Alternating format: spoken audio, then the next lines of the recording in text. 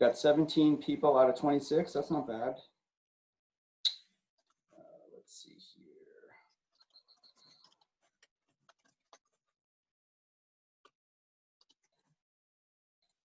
All right, I'm gonna start sharing my screen. All right, 11:30. We are going to start. So we're recording. This is being recorded, and it will be available after class, so to speak. We'll have it on our website, social media. If you want to share it, I'm happy to share it. So good morning, everyone. My name is Dale Shabijan, and I'm the CEO of Cape and Plymouth Business. I know a lot of people on this call, and I appreciate you coming. There's a lot of new faces. And so my business, we get businesses and nonprofits found, and we create the social proof they need to convert leads into customers. That's our positioning statement. We're a marketing firm at heart. And as you learn through this process, you know, I really like to give back. I've been given a lot in life. I've had great mentors. Some of them are on this call, and to have them attending is an honor for me. And you know, this is 3 weeks. I'm gonna go through some housekeeping. Today we're gonna talk about positioning statements. How do you introduce yourself? How do you talk to other people about your business? And then different types of marketing. I have to zip through a lot of this stuff. There's so much information. I had questions from people I'm trying to cover. And really,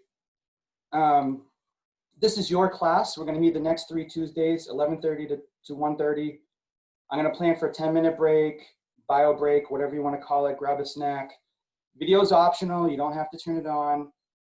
You can mute or unmute. If it gets noisy, I'll ask you to mute it. But I want questions, so feel free just to stop me in my tracks. Eat, snack, drink, chew gum. Do whatever you gotta do. This is not supposed to be stressful. I don't care if you're checking email, whatever. I'm just gonna keep going. I'm gonna ignore you if it's distracting. Ask questions, propose topics. If we get bogged down, I'm gonna ask you to take it offline. I might directly interrupt you. Nothing personal, we just have a lot to get through. The class comes with 60 minutes of AMAs, which is Ask Me Anything. No strings attached, I'll help you do whatever you want, anything related to marketing. As I said, they're recorded. And you know, one of the biggest things is, this is just a beginning. You know, at the end of this, what I'm hoping is, if you're interested in marketing or you've been doing it for a while, this is like, kind of want to re-inspire you to keep educating yourself and to learn more, whether you're helping someone else or just marketing yourself as a professional.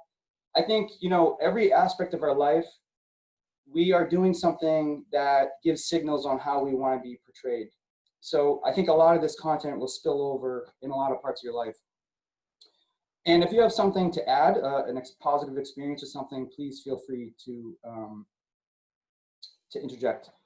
At the end, optional, if folks want to just introduce themselves really quickly, name, title, what they do, that's great too. You can log off the call, no string, don't feel obligated to do that. So, you know, I said when I asked you to sign up, it's a no strings attached. Well, why do I do these things, right? So one, it's a chance to give back. I always get questions that keep me sharp. Mark introduced this to me years ago through SCORE, and I found it to be, which is all volunteer, I found it to be really beneficial for me because it keeps me on my toes. I learned a tremendous amount putting all this information together that I'm going to use ongoing. I'm going to ask you to keep me on track to earn a 5-star review. If you don't learn something from here, I've failed, right? And I'm going to ask you for feedback at the end. Brutal, honest feedback. What could have been better? If you want to help, you can help me make new connections. Maybe you know someone who needs marketing help, or just like, hey Dale, here's someone I think you should, you know, it seems like you guys might hit it off. Maybe another marketing person. Optional too, tell a friend, tag me on social. That's great too. Hey, I attended this class today, blah, blah, blah, whatever. I'm not asking for anything. This is, you know, totally, you know, sort of a give back scenario.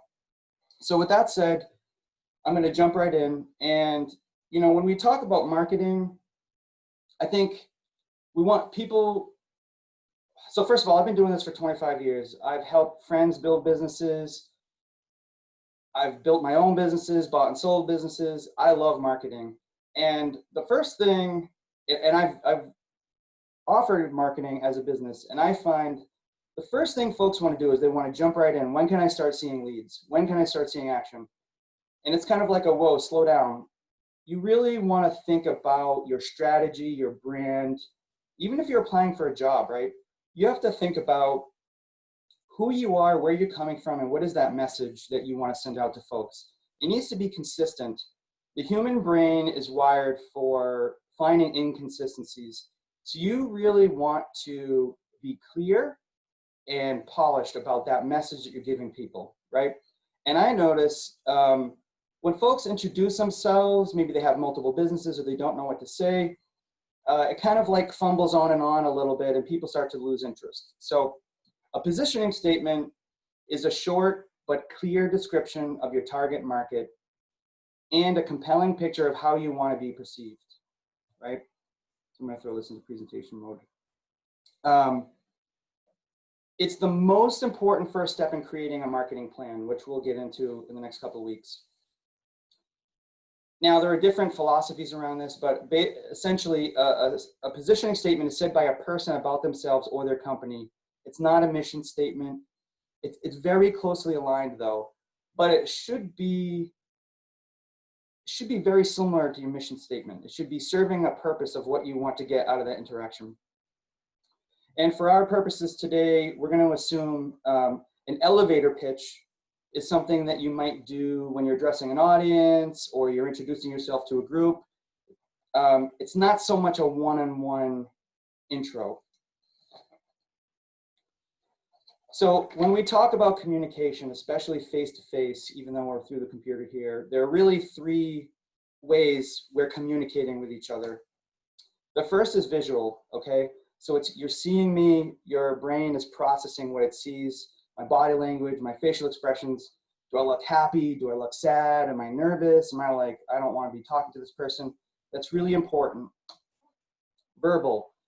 It's the actual words that you say, the choice of words, the meaning of the words. And then the third is vocal, the way that we say it. Am I talking really slow, kind of thinking about what I say? Or am I like really passionate about this thing that I'm telling you about, right? So those are really important things to be thinking about when we're talking to someone about our business. So let's talk about first impressions. 55% of first impressions are made by what we see. So when I came on this with my shirt, my coral shirt, and my skateboards in the background, and my lighthouse painting, some of you probably picked it up, clean cut, your brain made some assumptions about me pretty quickly, less than a second. 38% is hearing the first words that someone says. You know, do they say good morning, or do they say hey there, or do they say what's up, right? And then 7% are the actual words you say, right? And the irony here is we're going to spend a lot of time on the words that we say in marketing, right? We want to get that message just right. When in actuality, it's the lowest percentage of how the brain makes a first impression, right? So in my humble opinion, or this is a question, right? If 7% is just the words we say, why are they so important? Well, I believe, and a lot of people believe, when you believe in your words, you're going to appear and sound more confident, which is those first two really high percentage points. So the words that we say and the way we position ourselves are really important. You have to believe in what you're saying. So secondly, I'm going to talk a lot about signals, right? So we're all here for a reason, and we want to grow a business, grow our career, grow someone else's business. I always say, you know, who wants to do business with someone who's not interested in doing business with you? Would you want to hire a realtor or an accountant or an architectural designer or a remodeler or whatever, and they just don't, they kind of turned off, like they don't want to do business with you? They're not sending you, if they're not sending you signals that they're interested in you and they're ready for your business, chances are that consumer is going to move on. I mean, this is all obvious. This is going to be completely obvious material, but I think in our journey, we kind of forget about that a little bit. So I think the signals that we give online, offline, in person are probably the most important part of our marketing. The images you use, what you say in your video, what you put in a post or what you send in a newsletter, it's all super important. And then I always say, think of an area in your career where you were successful, right? Either you got a job or you got a promotion or you did something great for someone, or you got that big client that you never thought was possible. What kind of signals were you giving in that time period? Did they match the results you wanted? It's just something to think about. So signals, right? Slouching, lack of desire, not really interested, right? If I'm sitting here like this, I'm not real into this presentation. It's like sort of going with it. Be attentive, right? Failure to make eye contact. So like Thea right now is in my first frame, and so is Pam and Laurie. I'm like looking directly at you, and to be honest with you, I forgot about some of the other folks that are here. So I'll move down and make some eye contact with other folks. But do you seem nervous? Are you kind of looking around, sort of twiddling your thumbs? You look disinterested. That's not sending a good signal. Closed arms, another signal that you're a little nervous. Try and open up a little bit, maybe react to what people are saying. These signals, believe it or not, when we're talking to someone, also kind of come through in your marketing, and we'll get into that a little bit as we go. So you're meeting someone, right? Whether you work for a company, you own your own company, or you're working for someone else. How do you introduce yourself? Hey, Thea, nice to meet you. What do you do? A lot of folks struggle with this, and I was actually talking to a friend of mine who, I'm not sure if he's on this call. He owns several businesses, and he's like, you know what? I own different businesses. Like, I don't know what to say to someone. I kind of just say it a little differently every time. So what I recommend, and what other experts recommend, is have something that you can say that you're confident in that's easy. So I or we, the verb that you do, and then what is the problem that you solve, and for what types of businesses or nonprofits? When I say business, I really mean nonprofit. So, well, there's a second one. This one's a little bit more salesy. I work with small businesses that want to get accurate P&L statements so they can make better financial decisions, right? You can consider adding a sentence at the end, but I will warn you, the more you go on and on and on, it starts to sound like a sales pitch. So that, I work for contractors that need better P&L so that they can, create new divisions. I do this by checking QuickBooks every week and doing this and doing that. After a certain amount of time, you start to lose the potency.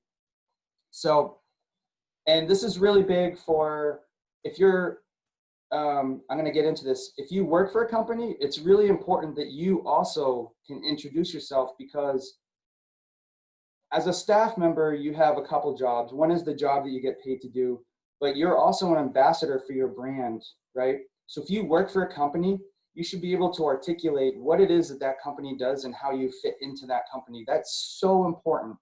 And we're going to learn why that's important in a few minutes. We get into the different types of marketing. So I'm the worst at this. I say something different every time, and I also own multiple businesses. Worst offender right here. So I actually spent some time on this. I'm the CEO of Cape and Plymouth Business Media. We are a full-service marketing firm helping businesses get found, as well as creating a social proof which converts more leads into customers. That's kind of a mouthful, right? But that's really what I do. We help people get found, and then we make them look great online so that when someone does find them, they're more likely to be hired. Now, that second one was a little bit more personal. I was actually looking at Thea again when I said that. So practice and record it and listen to it. Does it sound salesy, or does it sound genuine? So here's a variation. Maybe it's important that I want people to know I'm an entrepreneur.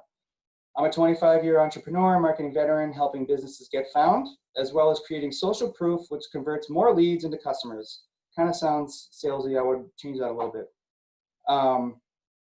Let's go on. Add a little humor. We're a marketing firm working with successful businesses who are tired of seeing their competition out-marketing them every time they browse the internet. Or we're a small marketing firm who are working for businesses who are tired of whose competitors are kicking their butt online, right? You can make it fun, blend it to your personality. So I was thinking, Matt's here. Matt's a realtor, and Thea's also in real estate. DJS Real Estate works with sellers who want to sell their home more quickly and for more money with our proven marketing techniques.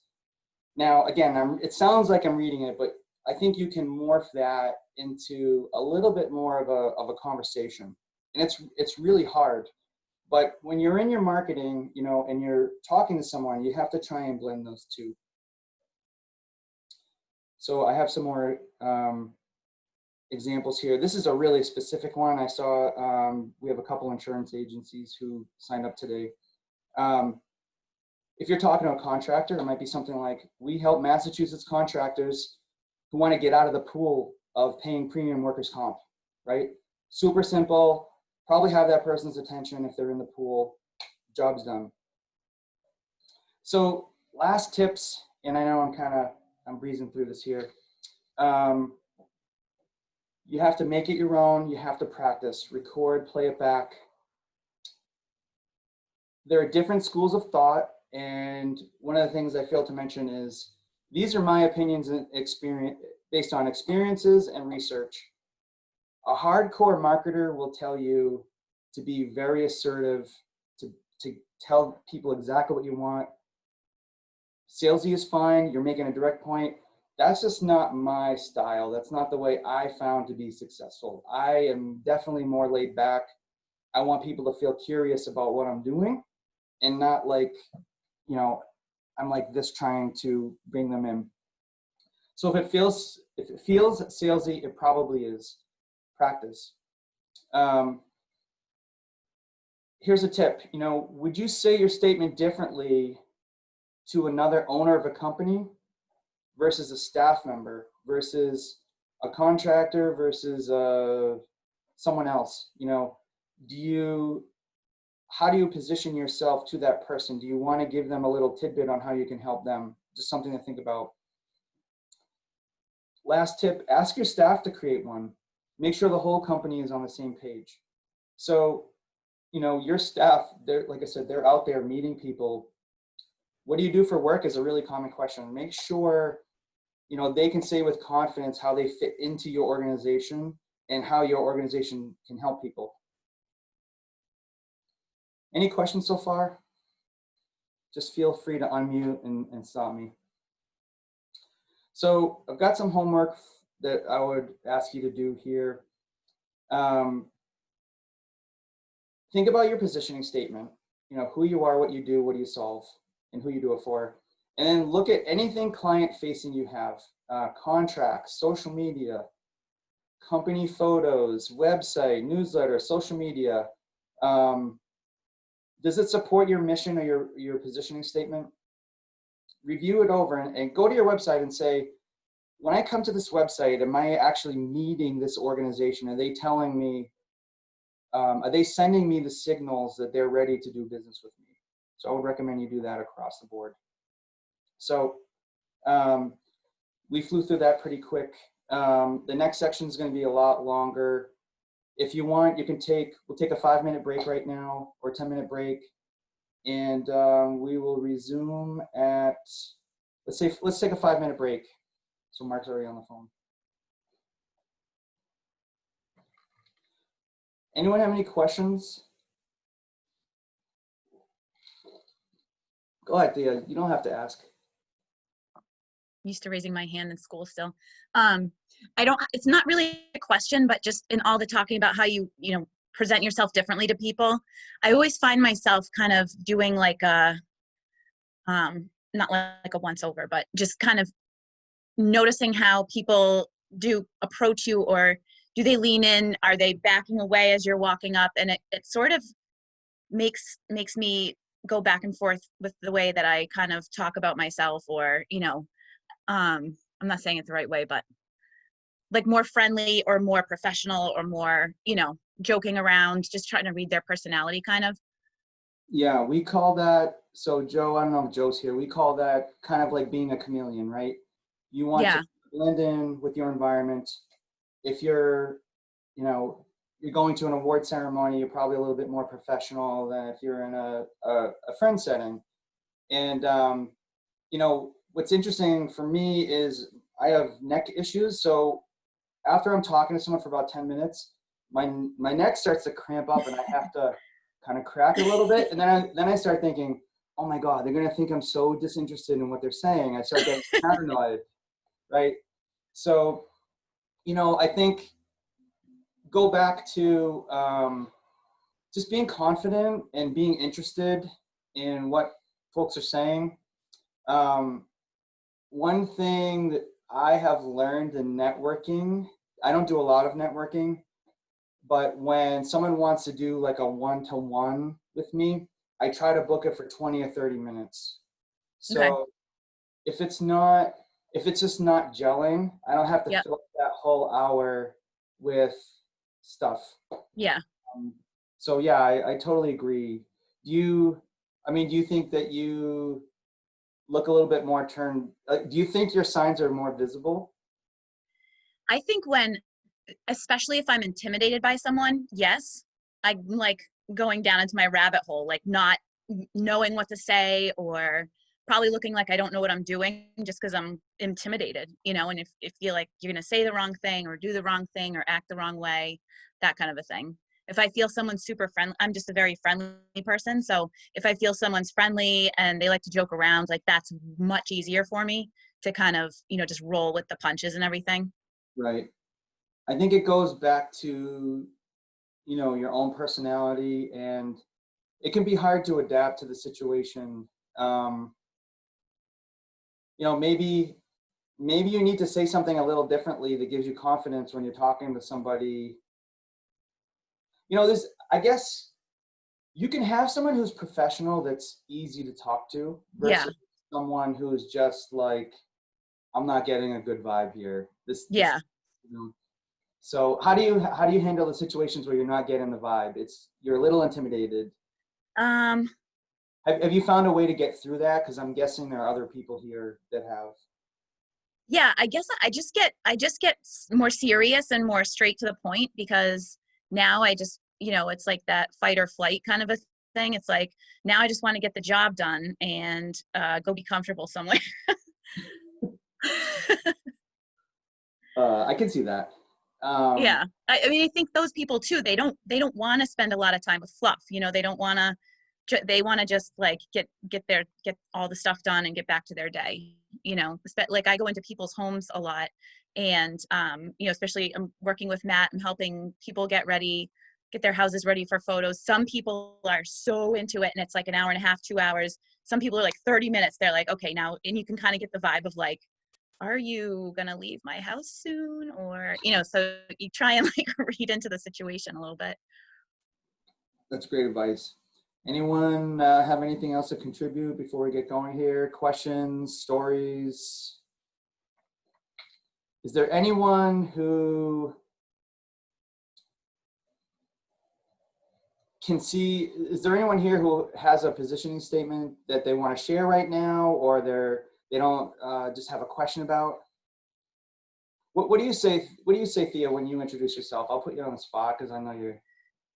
I just usually, if someone says, oh, what do you do? I say, oh, I have a home styling business. I help residential, if someone's selling their house, I work with realtors or sellers to kind of help them prepare getting ready. I also, do just regular home styling, where if somebody wants to change up one room or is looking to buy furniture, but they don't know where to start, I can help with all those type things. Yeah, that sounds really That, good. I mean, it's kind of, I don't know. It's not structured, that's for sure. I think you really have to find the balance between the two. You can't just I think the structure is great, but I think when you're speaking to a group, it needs to be a little bit more structured. In a one-to-one Yeah. setting, you have to try and seem a little bit more genuine. And one reason why I say to record your positioning statement is so I do a lot of video, and I recently started putting closed captions on it, and I would review the captions, and I thought to myself, oh my God, I'm a horrible speaker. The words I use are like a fourth grade level. And I was like, why did I say got instead of received? So I think when you record yourself and you start looking at the words that you use, even though 7% supposedly don't care, I started to notice how I was speaking to people, and then making some really small changes I felt made a big difference in my confidence and being able to react in those different situations. I do think having it more when I'm out and that's my goal of being out, or if I know I'm going to an appointment, it's more eloquent than that. But just random question off the side. I'm kind of like, oh, I don't know. We've all been there. All right, so let's get into part two. What types of marketing are best for me? There's a ton of information here. I gotta kind of fly through it, but again, please feel free to stop me. So I always ask folks when they want to engage in some type of marketing, and the first question is, maybe you're successful, maybe you think you're doing well, but do you ever actually monitor your brand? Do you go out there and search for yourself, look what's being said, look for bad reviews? And what's super important is, let's say Thea hands a friend a business card or sends an email and says, hey, you gotta check out my friend Dale, marketing guy.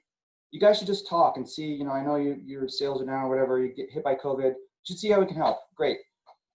Even those first-hand referrals, nearly half of US adults are gonna Google your name or your business before they'll do business with you, right? That statistic is a couple years old. There's a new study in the process now. I'm willing to bet it's even more than half.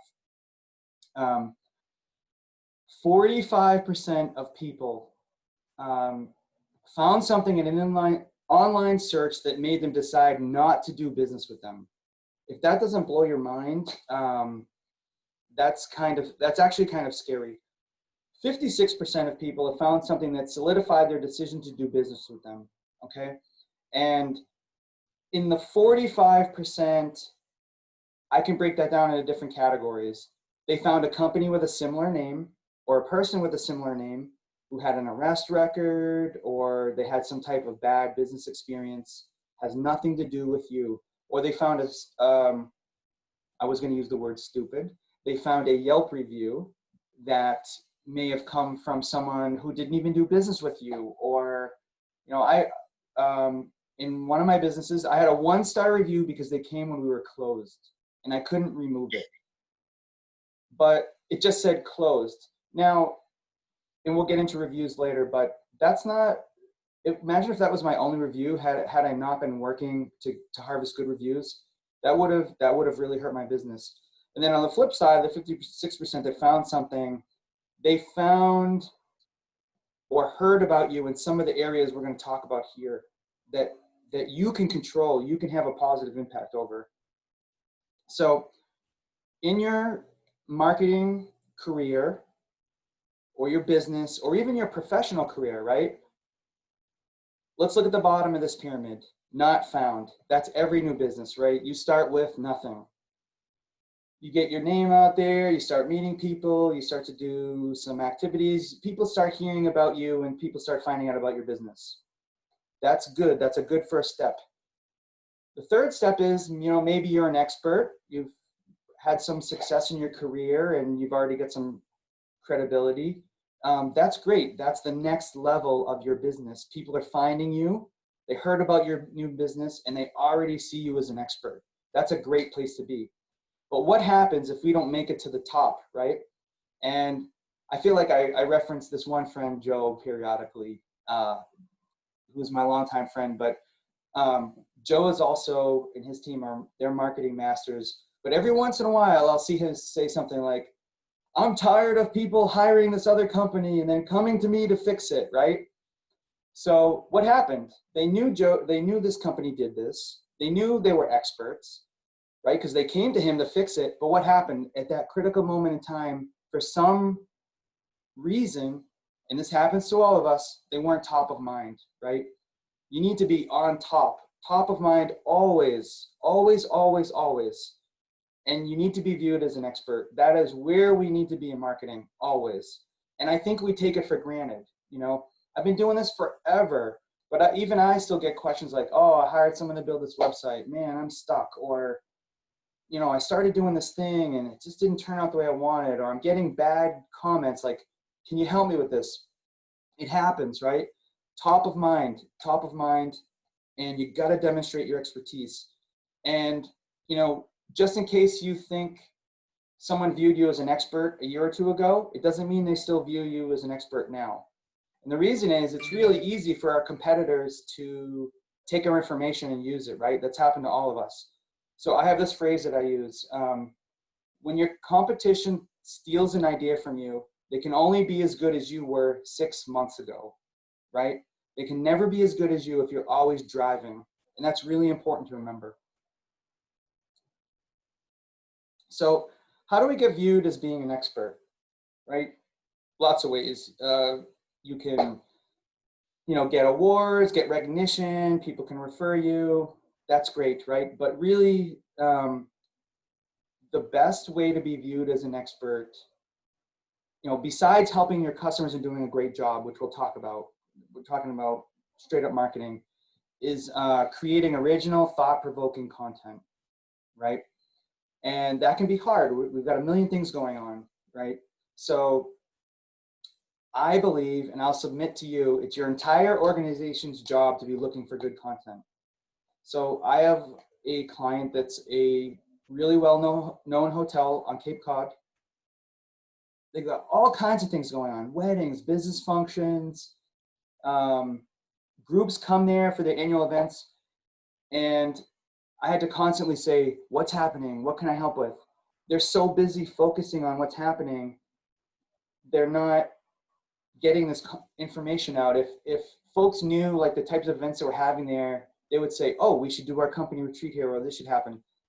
You know, so can the owner do it? No, but why not the scheduling person, or why not the salesperson, or why not a line cook who sees something cool come through the kitchen? Like, empower your people to come up with good content, people who find different ways of doing things.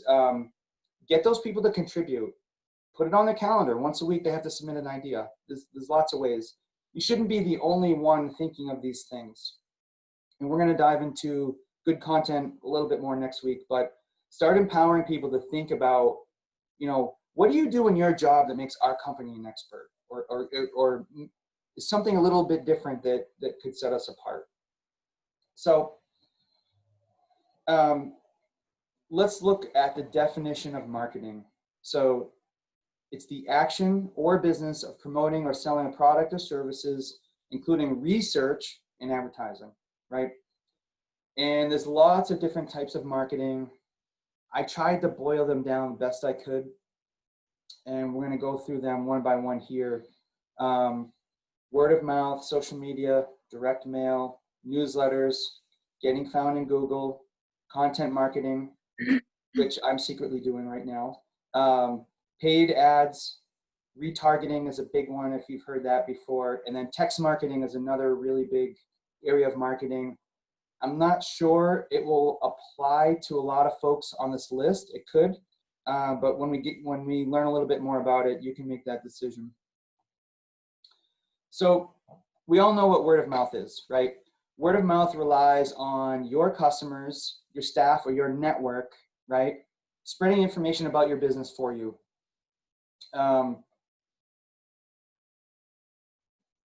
We have to kind of apply the golden rule here, right? So if we're trying to grow our business and we are hoping our friends and family and coworkers are spreading that word of mouth for us, we need to be thinking about them also, right? The people we hire to help us grow our business, the people we buy stuff from, your friends. If they have an announcement, share it, talk about it. Make a point to tell, you know, if someone has a listing, you know, and they're constantly like I see Maddie now, my friend. Maddie's making these awesome videos, right? Share the video. Just tell anybody, hey, you should see what my friend Maddie's doing. He's making these awesome videos, right? Always be thinking about that, which leads me to the next point. Matt Ward is a author, national speaker. I've hired him to help me do some work in my business. And he specializes in word of mouth marketing. He has a book on Amazon that's great. I recommend you check it out. He's got a great YouTube channel. And his line that I stole is show up in people's lives, right? I'm looking down the list of people here. There's so many people who show up in my life constantly. I put my head down, I'm doing my work, and they show up, constantly show up. Email, phone, sometimes they send me packages in the mail. Sometimes they literally show up at my house, right?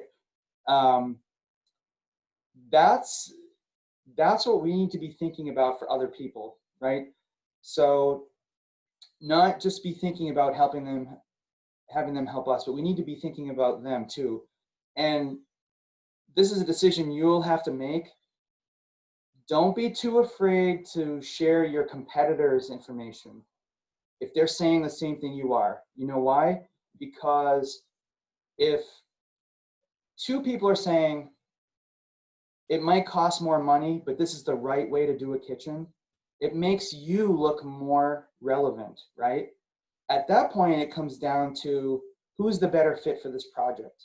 If everyone's preaching to do things a certain way, the right way, that makes you look better. So don't be afraid to always, you know, share competitors' content, as long as they're the type of person that would make you, you know, kind of verifies what you're saying. So how can we show up in people's lives? Email them, call them up and say hello, send a handwritten card. That's something that I've recently started doing again. Make a point to share their information, but send them a message. Not just comment, but also send them a personal message. Hey, Maddie, I saw that really cool drone video you did. Awesome work. Just, you know, not to mention it makes someone feel good. It's you're showing up in their life. Top of mind, right? Top of mind. And again, I don't want this to sound manipulative, right? Because the point here is creating a really vibrant community, but it's human nature. If you're constantly in someone's life, they're constantly going to be thinking about you. Another great way to show up in someone's life is to send them an endorsement on LinkedIn. I'm the worst offender at this. I have it on my calendar to do an endorsement a week, and a lot of times I skip it. But that's something that I'm going to really dive into this coming fall, and I would encourage you to do the same. If you want to learn more about Matt Ward or word of mouth marketing, there's all kinds of information out there. He's mastered it. There are people on this call who have mastered it. I see the huge potential in it. And I've seen a lot of folks who have had great success with it. For me, it's been really hard. I'm not that kind of guy. I'm learning how to be. I just want to run ads and run, you know, things and have lead stream in. But you know what? I think as we move to 2021, that's, you know, one of these types of marketing just isn't going to be a silver bullet. I think you need to have them all to reach the top of that pyramid. So pros, let's review. It's free, right? It costs nothing to say hi to somebody. It builds lifelong relationships, right? When you have even a business connection, like I mentioned Mark shows up in my life all the time, Mark Goldberg. It's been what, Mark, 5 or 6 years? Anytime Mark needs something, he's got it. Like I tell him, if I own something, you want it. He's been so good to me, and a lot of you have been so good to me. We've, you know, kind of kept that relationship. And I look forward to seeing him when I go places. Not that I don't look forward to other people, but you get the idea. Word of mouth referrals carry a lot of weight with potential customers, right? Cons, you need a system of keeping organized and consistent, right? I have a list of about 10 centers of influence that I touch base with, and send them a text message, say hello, hey, I haven't heard from you in a while, checking in, make sure things are okay.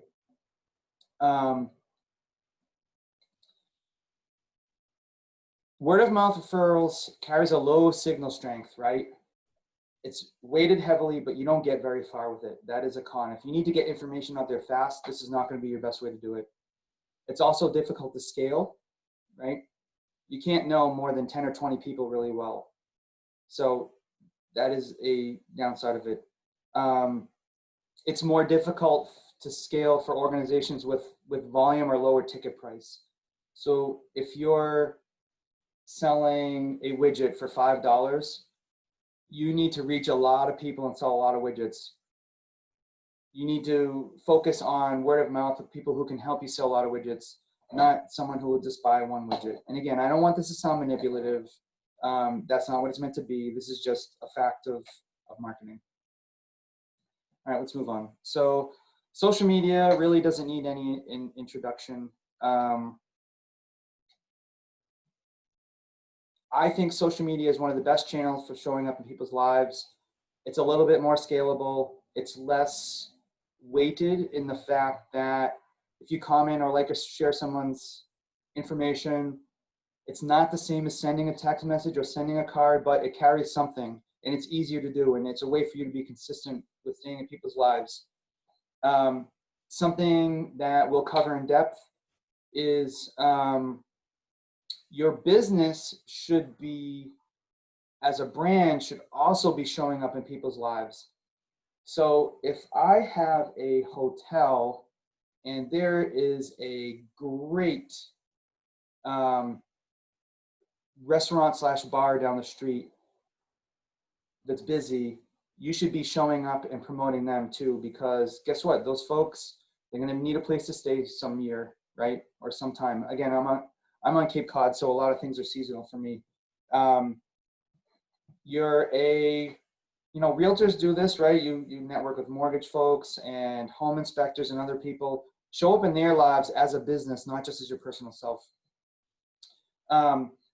Social media is the best vehicle also if you have a product or a service that people don't know to search for, right? So I'll use an example of Tom. He's not here today, but there's an IT company I've recently been working with, and a lot of traditional IT companies are there. When a company says, when something breaks, I need you to be there for me to fix it, right? Who's been there? When something breaks, your computer, something, you need someone to fix it right away. Their philosophy is it shouldn't break. We should know about it before it breaks. We should replace it. You should be on a program. And I remember being in the dentist chair and I was getting my teeth drilled and they couldn't pull up my x-rays and I was so annoyed. And they kept talking about everything breaking. Well, the week earlier I had met this company and they told me almost this exact example. So, that was easy for me to tell them and they understood it, but they hadn't been searching for that type of a business. Unless you know about that kind of business, you're not going to be searching for it. So you have to broadcast that message out. And social media is really the best place to do that. It's really for services. Lots of people are looking for IT companies, but no one's searching for, IT companies that will fix my stuff before it breaks. It's just not the way that we think, right? Another story I have is my friend Jay, who a lot of you probably know. He had a post of flip-flops that were Vans and they were checkered. And if you know me, you know I love Vans. So he said, check out my new Vans. I literally bought those Vans that day. I had not been searching for checkered flip-flops, right? But when I saw them on social media, I got the idea in my head and I knew right where to go and get them. Perfect use of social media. A lot of things that folks forget in social media is it's to be social, right? I see so many posts that are, hey, if you're looking for such and such, I'm your guy.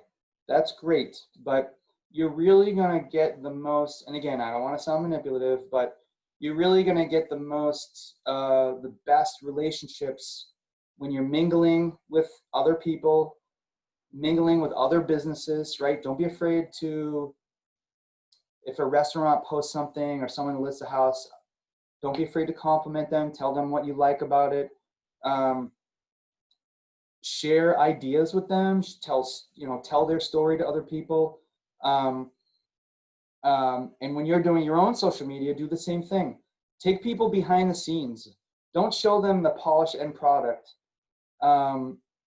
If I'll go back to the remodeler scenario, people know there's problems remodeling, right? Or an insurance company, right? Or anything. Hey, we encountered this problem today. It could be a disaster where you are. We encountered this problem today. Maybe you had the same problem, or maybe you will. Here's how we fixed it, right? Inspire them to take action where they normally wouldn't. Do something new, remodel their home. Hey, check out this kitchen was tiny when we got here. So you know what we did? We knocked this wall down, we expanded the cabinets over. Or Thea, these folks need to sell their house quick. I had no idea how I was gonna do it. I knew I could do it, but I had no idea, right? That's your personal side. So the first couple things I didn't try, but here's what I ended up with, right? It gives that human side. Don't be afraid to kind of let that shine through a little bit. If folks expect you to be perfect, might not be a great client for you. I think people want to see someone who's resilient and can drive through it. Visual. Yeah, visual. I don't care what kind of business you have to be visual. I'm looking down the list here. There are some industries here that might not be visual, right? So let's see, we've got a consulting firm here, commercial kitchen, insurance. Okay, insurance. If I was an insurance company, I'd take a picture of I'd get a picture of a photo of like a teen driver in their first drive. We helped insure this family in their first drive with their oldest daughter. That's like, wow, that's really cool. That's not, hey, I helped this person save 10% in 10 minutes. That's great, we've heard that, but what is that emotion that can come through? Or if, JP, if you're here, commercial kitchen, service and design. Commercial kitchens aren't the most glorious place, right? But what if you take a picture of some food that came out of equipment that you made, in a picture of someone smiling, so happy to be part of this project. Has nothing to do with the BTUs in the oven or anything to do with anything. It's just being social, right? So this is really important. We really have to remember this. So let's recap social media. We're going to dive into some of the specific ones in the coming weeks. I've picked a few. If you want to see more, we can add them, or we can do one-on-ones. So the pros are, it's easier to reach more people, amplify your reach. You can reach people right now in COVID for pennies on social media. Literally pennies, you can reach a consumer. It gets the word out faster, right? What are the cons of social media? Well, it's not here, but it can be a big time waster. If you get sucked down a rabbit hole of getting into arguments, and get all that out of the way, focus on what's really important. Police yourself to be social and not to sell, and be consistent, right? So I'll give you some tips. My consistency is, I have a walking treadmill. I walk for an hour in work. I take a 10-minute break and I do social on my phone. My 10 minutes is up, I go back to work, right? Try and find a way that you can be consistent about it and not get down that rabbit hole. Any questions here before we move on? All right, influencer marketing. So this goes kind of hand in hand with social media. If you haven't heard of influencer marketing, this can be really great for business. Influencer marketing uses endorsements or product mentions from social media users who have an engaged following, right? So if I am a fitness professional, right? And you've probably seen this before, they might talk about a gym or a protein powder or something, a type of cloth to work out in. Hey, check out my t-shirt I got from DJ Print Labs, blah, blah, blah, blah, blah. You know, if you respect that person and they're representing something, you're more likely to trust it. Now, I know as I'm telling you, it can sound really contrived, and it is, but it has to be done in a very tasteful way. So the idea is, you know, if you trust that person, you're more likely to follow along. Kind of like the Vans example with the flip-flops. My friend Jay is a snowboarder. He's always buying cool stuff, and if he had it, I knew it was kind of cool. He didn't get paid to influence me, but that's a great example. So who uses influencer marketing? In a way, your centers of influence in your word of mouth ring, they're kind of like influencer marketers for you. They're doing it because they care about you, but you can actually pay people to do this. If I had a new product, I would absolutely, chapstick, right? I would absolutely pay influencers to talk about this chapstick. It's a great way to blast that message out. It's really suited for newer products, things that you can ship to folks or that can be demonstrated, right? You could do a service for an influential person, and they could talk about it, but it's not going to come off the same way. So like, you wouldn't build a website for an influencer, you wouldn't sell the house for them, but you could stage a house for someone, or you could bring them one item, right? If one item in the room, like a really cool focal point to help them sell the house, you know, those are things that you can be looking for and finding the right people to help you get that word out. So Mark, could you give some examples of local influencers? That's a great example. I mean, that's a great question. Local people are always looking for local influencers. They're really hard to find. So I think your job, I use the word job lightly because I don't mean to say it's your actual job. Our jobs as marketers is we have to be finding those influencers on our own. I would recommend, you know, in your social media path, maybe that's a goal that you have, is finding new people, right? I think Instagram right now is probably the best way to find influencers, not so much Facebook, especially in your industry, Lois. Travel, anything more artistic, more related to like photography, travel, that kind of stuff, is Instagram is really better for. You just have to keep your eyes peeled for them. There are actual services online that you can pay to find an influencer.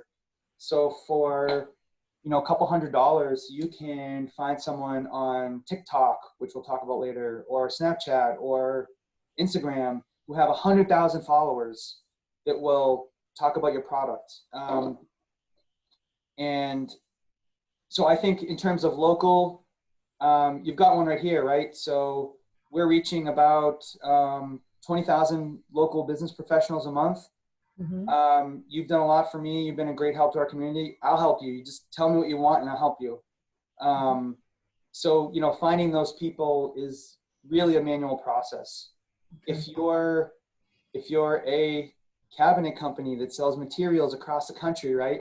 Maybe you want to be finding people that have a large Instagram following who talk about interior design. Send them something. Send them something cool in the mail. Like, I don't know, find something interesting, put your name on it, and that can be $25 and send it to them and say, hey, I love following you online. They might actually just do it on their own. Hey, check out what this company sent me. So I apologize. I don't have a real specific answer for you, but does that help? Yeah, I'm just watching, you know, different things on Facebook and whatever as to where people are picking up followings. And, you know, top of mind, there's a couple that I can think of. And I didn't know the development of those people in different areas that then would assist the businesses that are, you know, we hope to work with the dentist chamber. So just, I'll figure it out, and I'll talk to you more about it. I mean, if I were you, from your dentist chamber profile and from your personal profile, I would like, comment, and share almost everything that your target businesses are sharing, Mhm. right? And Yeah. then you might be doing that anyways. I would also Not be, enough. Not enough. no, and I'll be, so there was a great product called Hootsuite, which I was going to demonstrate, but Facebook just changed their privacy policy, unfortunately, probably for the better, but they changed their policy. This software, you could add a profile, and then on one screen, I could see all of my businesses that I want to follow, and I could literally like, click, and share everything they had. I'm Mhm. working on a new system for that, but within half an hour, I could hit 50 businesses, share their stuff, say great job, congratulate them, and actually have meaningful conversations. When I get something, when I get a little bit more ahead on that, I'll share it with you. But I'd say, yeah, it's tough. I mean, the other thing you need to be thinking about, which you're already great at doing, is connecting people. Like I have a friend, there's two people, there's a lot of people on this call that I'm thinking, if they don't connect, I'm going to do an email introduction and connect those two folks, right? So there are ways you can always be thinking about connecting people, engaging with them, and helping them promote their business. So summing up influencer marketing, the pros are niche or massive reach. For example, there's a guy called Photo Jack. Have you ever heard of him, Thea? He's a photographer on Instagram. He's got a huge following. He goes to places and eats lunch and takes photos, right? If you can get Photo Jack to come to your establishment, that's great for you. He's got like I don't know, 1 million followers. They're out there, you just got to find them. And there are websites that have lists of influencers also. So the cons of influencer marketing, keep it on the down low. You do not want your customer, imagine if a potential customer saw an endorsement and knew you paid them to do it. Bad, right? Could be perceived as fake. This is a really amazing and dangerous area, right? So I would caution you to tread lightly. All right, so I apologize. This looks like a Rorschach test here. Just a quick rundown on social media networks. I get this question all the time. Where should I be focusing my time? If you're telling me to focus on 2 or 3 networks, where should I go? So a lot of this is going to come down to your business type and your demographics, specifically age, right? So Facebook, 2.4 billion users. I don't even need to go there. Probably 30 and above. That's your audience, hands down, for business or personal type stuff. Instagram, 1 billion users.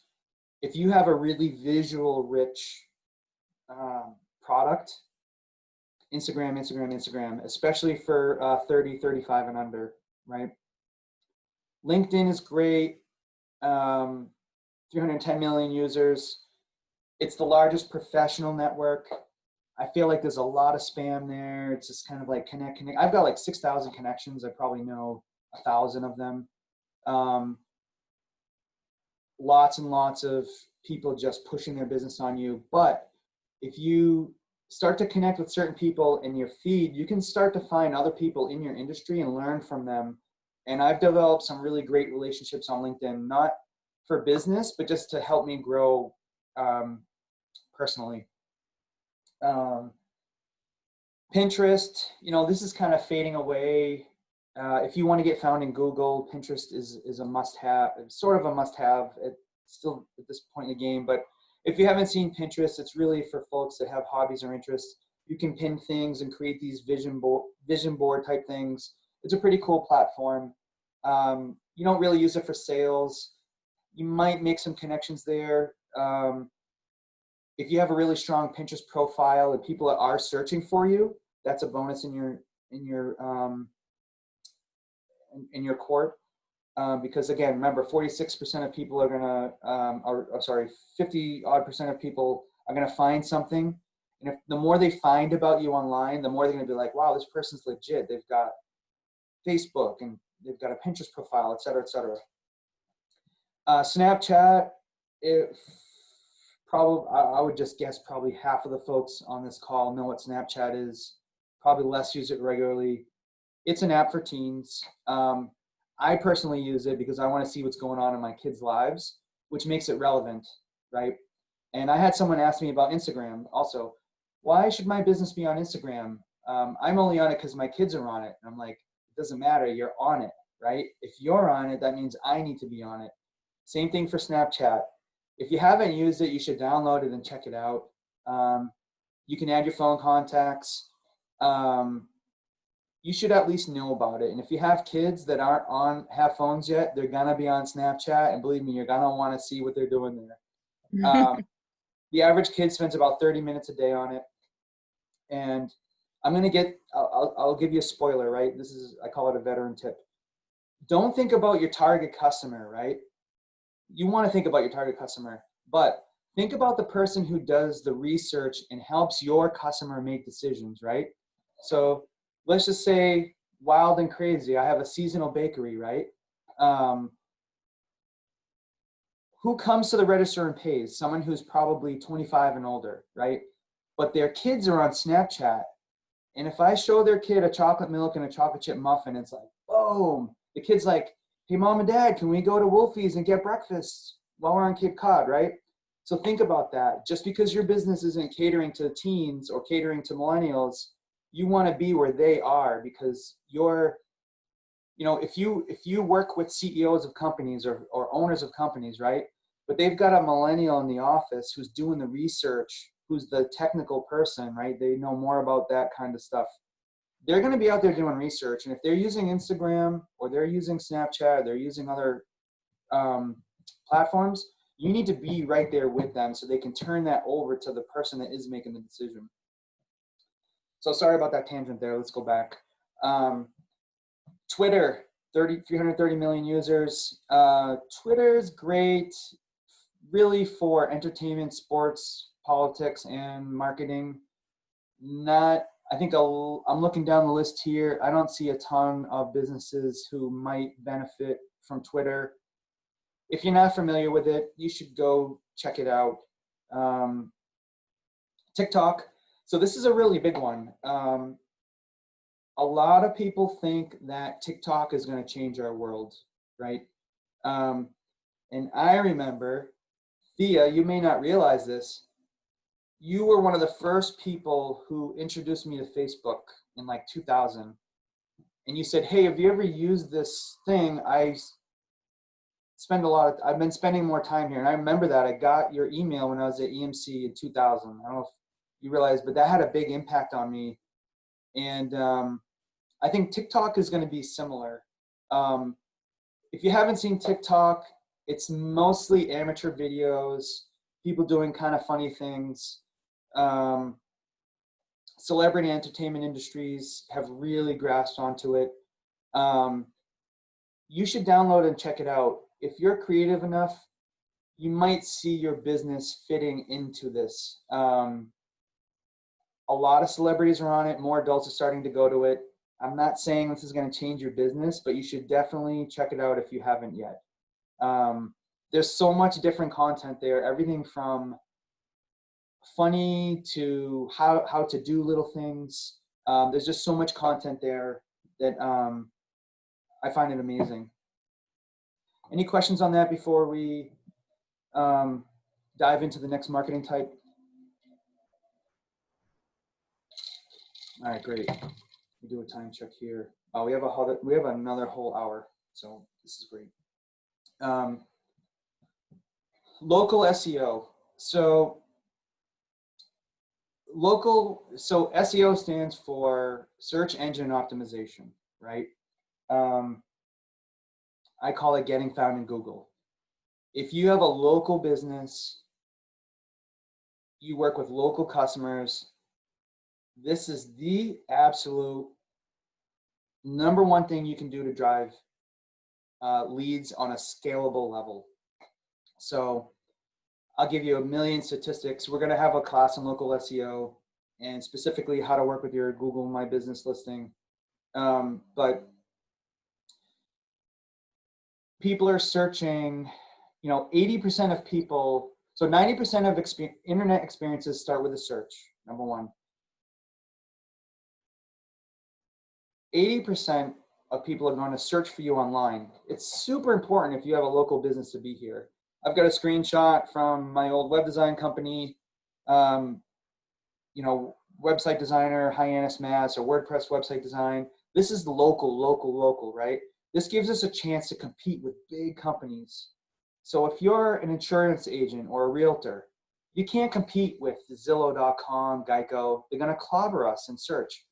But these maps right here, they can't be here because they don't have a local presence, okay? You have to have a commercial address, which we'll get into later on, but they can't compete here. They're not allowed to. They're actually breaking the guidelines. This right here levels the playing field for small businesses who work in a given area. What are people looking for?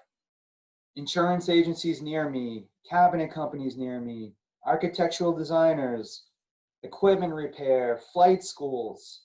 I said hi to Mark, who is a flight instructor. He's not on today. So if you want to learn how to fly a plane, he's here. He'll be on next week.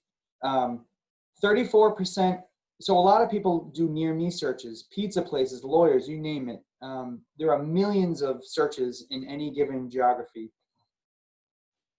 34% of the near me searches done via a desktop or a phone result in location visits. 34%. So if you show up here, someone search for you, there's a 34% chance someone's going to come to see you. Okay. Now, again, you can hide your address and those people don't have to come. We'll get into that later, but that's pretty good odds. Search queries that include to avoid have increased by 150%. Okay.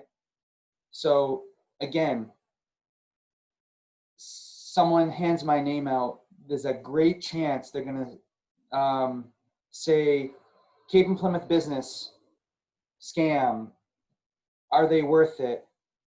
Those types of queries are going through the roof, right? So again, going back to monitoring your brand, it's super important that you show up here. And then what we're also going to talk about is an effective SEO campaign really addresses your overall online presence, because just showing up here isn't enough. What if this company showed up and it had 1 3-star review? In the tank, man, that's no good. This company has 33 5-star reviews. I cropped it off, but the next couple of companies have like 4.18 reviews. This company has a great chance of getting that phone call to design a website, right? You have to have a rock solid presence, because as people are on their journey of searching, you do not want them to find bad information about you. And I'm sure all of you have great businesses. At my family bakery that you own, we have 480 5-star reviews, and one person came in and wasn't wearing a mask. They were asked to leave because it's a law. They went and got 6 people to leave a 1-star review, right? Yeah. I know, total. So it's really important. I had missed the notification at that point in time, but through my due diligence, checking my online profile, I saw it and I caught that really quick. And I made a huge campaign to get more reviews. So this is super important for small businesses. I really want you to take away, you can do this on your own. However, it does take some time. The cons of it are you can't turn it on or off. Once you start it, you kind of have to go with it. It does require some expert skills. So I've got a client that's a divorce attorney. If you're a divorce attorney, you're in super high demand, and that's a really highly competitive field. You're probably going to need some help in beating out the other attorneys who are obviously well-funded. So any question on this? This is a really big piece of your marketing journey. All right. So content marketing, you're going to hear about this a lot, and there's a lot of folks on this call I'm looking at. Maddie, you do a lot of this in your videos. You're talking about, you have tips, or you've written articles in the past, or you've given away some type of information.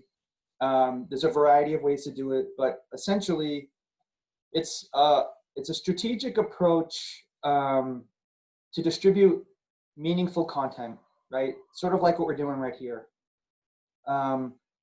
Any industry can do this, right? You can be, I'll just pick someone off the list. Anthony, I don't know if you're here or not. I saw a number. If you're in woodworking, you can talk about, you can inspire other people who want to do woodworking. You can talk about a technique of how to, sand something down, or the way you cure a piece of wood, or how you apply paint, or how do you take an object and put it in a room, right? You could partner with someone like Thea and show someone how to make a room look better with a particular type of product.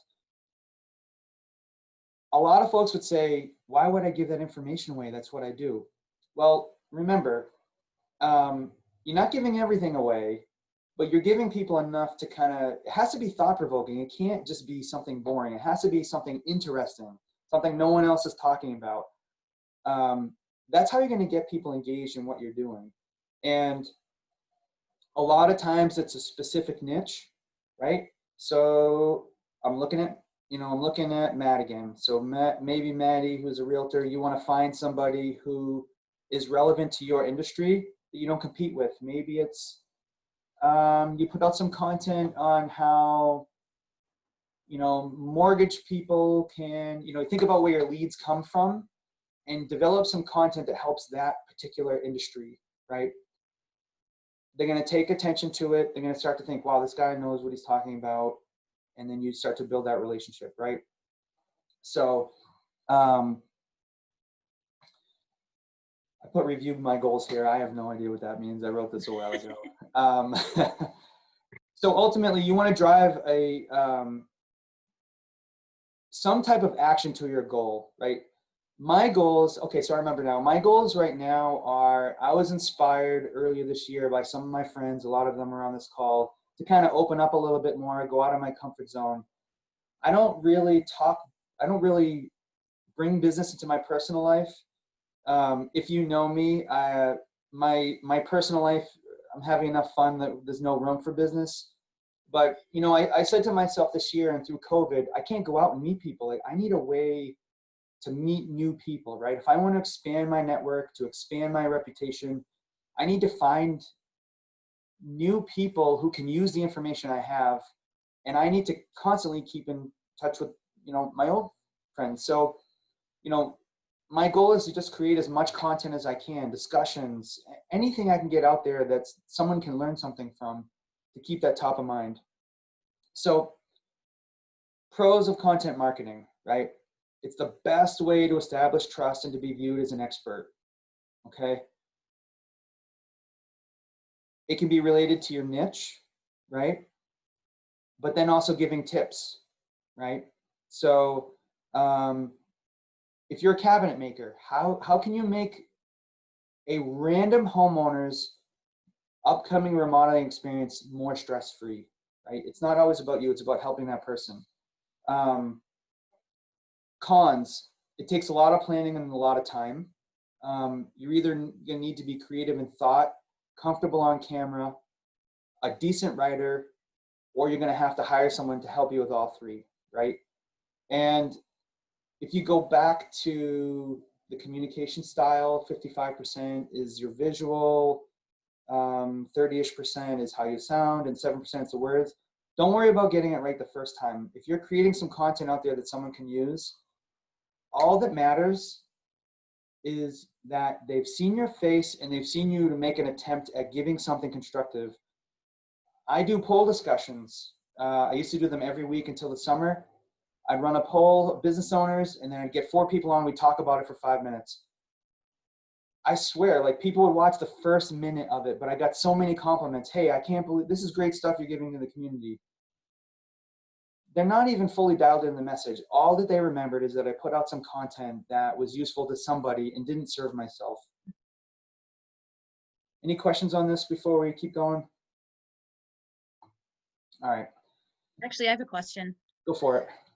When you're creating all that kind of content, if you're not doing, if you don't have consistent like exact weekly work that you can post about? Mhm. Do you create like a schedule for how you come up with it? Is it like every once a week or how often should you be doing something like that without overwhelming? That's an amazing question. So first of all, we have staff on our team that help me with it. I just come out with ideas and kind of throw them out there, and then other people help me clean up. So for me, it's as fast as I can come up with ideas, and I want to pay someone to do them. Right? That's just brutally honest. Yep. But I think, when you're starting out, or when I started out, I would do once a week. And I always kept a spreadsheet. There were lots of tools, but I keep a spreadsheet or a piece of paper or both. And every time I had an idea, I'd write it down, right? I never want to, my problem is I always have ideas and I would never execute. So we have a newsletter every Wednesday, and then I have calendar reminders to remind me to do the other things I need to do.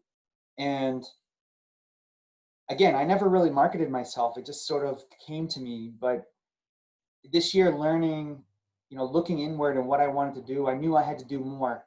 So I started with once a week, and then I would add on, Mondays, I will talk about this particular thing, a topic.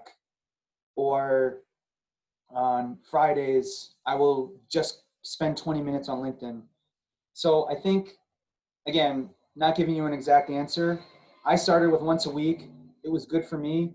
I noticed once I started spending time engaging with other competitors and other companies, I started to have more ideas, right?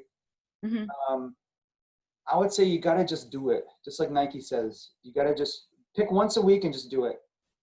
And, Thea, if you don't have a business following, if your network is more personal, you got to kind of make it fun and not salesy. So it could be something like, I don't know, I'm redecorating my room. Which frame do you like better? Just Yep. weird Like a things like poll that. or something like Kind of that. get people's attention. They spur some interaction. Don't be afraid not to know everything, right? That can be a way for you to get immersed in it. Another way could be something like a front, I don't know, thinking about like the front, maybe, I don't know if you do. Do you help folks with exterior or just interior? I can't. I mean, I have helped with exterior. Okay. And So I don't know like plants and stuff like that. It's not my strength, but okay, so let's say, knowing how to add color or stuff like that, I could do. But so if I were you, I might do some research on psychology. When someone opens the door to a house, how many seconds do they have to make a decision on whether or not this house is for them? Is it the I bet smell? when you were talking about first impressions earlier, I was like, that's pretty much my business. It's especially with selling. You have like just a flash, especially right now with buyers. They're gonna, you want to get the most money. You're gonna want to present yourself in the best way because they're gonna make. People are being rushed through open houses and everything right now, so it's like you have to capture them. Right, and they're wearing a mask probably. So Yeah. is smell important? Is the lighting important? Cobwebs, are the, I don't know. What are people thinking about when they take that? Think about how amazing of a journey it is if you bought a home. When you open that door and you take that first step in, that could be your new home. That's something really special, and I think you can use your expertise. Here are the top 3 things you need to think about, right? Now, if you're doing this on your personal profile, you got to think of a way to not sound too salesy. Right. Could I offer a suggestion? This is Pam Yes. Snell. I would do something like top 10 things you should know before you sell your house. Something like that and give some kind of broad suggestions that it doesn't have to do 10. People Yep. love numbers though. So Yeah. top 7 things you should do, things like that. And then at the end say, need help with this? Call me or whatever, have your link. But Yep. all that information is free stuff that you know. Right. This is stuff that Right. you're doing all the time. Another thing you could do is on feng shui. I had Yep. clients years ago, I used to do web design, that did feng shui for your houses. Yeah. Do a little article on the fact that you don't want pointy plants, or that you want to have the kitchen have, where, you know, in the upper left-hand side, whatever, of your house when you walk in the door, that room should have something. Just Yep. fun kind of cutesy things like that. And then, you know, you're going to catch a lot of people by just giving out your basic information that you would tell your girlfriend, and Right. just do it that way. So, Exactly. Yeah, that's cool. Color palettes, Thea. yeah. Hmm. You know I'm colorblind because you gave me a pair of pink pants once and told me they were gray. We won't get into that right now. But, you know, I'm colorblind, so I need color palettes. I have tools that I can pick, you know, you can train someone how to pick one thing in the room, figure out what the color is, get the other color, coordinate that room, right? Or top 5 things people forget to do the day of an open house, or top 10 online retailers to find decorations for under $50. Like there's a lot of things you can do. You know, again, if you're doing it personally, that's trouble. That's a little tricky. But if you have a business profile and you have a newsletter and you're doing some posts out there, totally game for that. Perfect. Yeah, I've fallen way off track since quarantine. When first week, the first probably 2 weeks, I was doing like little posts of, you know, hey, getting sick of your surroundings now that you're stuck at home. Here's how to update with pieces that you already have in your house, just like fresh coat of paint, change out knobs on things, just little stuff like that. I was doing little videos and everything, but I fell like way off track. Laura, 1 second. Checklists, you know, Yep. top 3 things you should ask your interior staging expert before you hire them, right? Stuff like that.